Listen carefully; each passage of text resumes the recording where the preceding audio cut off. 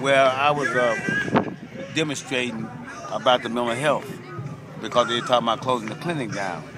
And see, I got a son that deal with mental health, and he's a schizophrenic.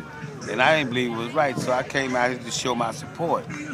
When I showed my support, everybody talking about locking down the clinic, asked, do anybody want to leave or want to stay?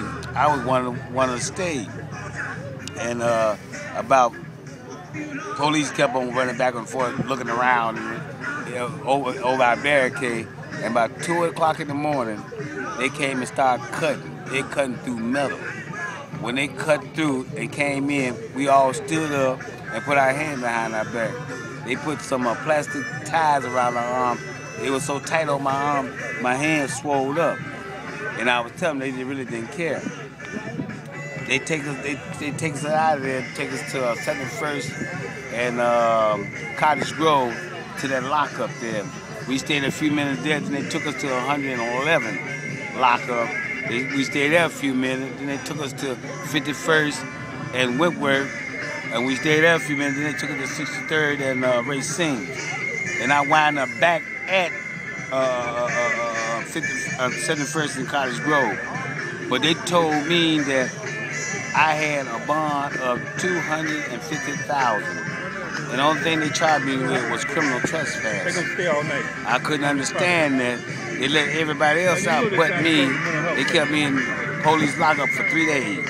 And then they decided to take me to court. No, they took me to court. The judge told me continue it. And I sat in the county jail 9 days and went back to court. The judge said he let me go. But on the strength that if I get caught back at the clinic, that they're going to give me 5 years, automatically 5 years. And I couldn't understand that. All I would do was stand up for my rights. And they told us that we didn't have no rights. You know, what's go on is go on. You ain't got no right to do anything. And I just couldn't take that stand sitting down. You know, and I came right back to the same people I was out here from the first beginning. And we talked, and I was still with it. Because, see, if you're going to give me 5 years, give me 5 years for something. Not 5 years because you want to give it to me because you can. And that's what I thought, that he was just doing it because he can do it. And I just wasn't going to stand for it. And I was standing up for my rights. You know, like he mentioned that we ain't got no right. We got a right. I mean, freedom of speech, he practically took that away from me. But I ain't got no problem going to jail. But you have to have something on me, which they didn't. They were just holding me for no other reason, holding me hostages, for real.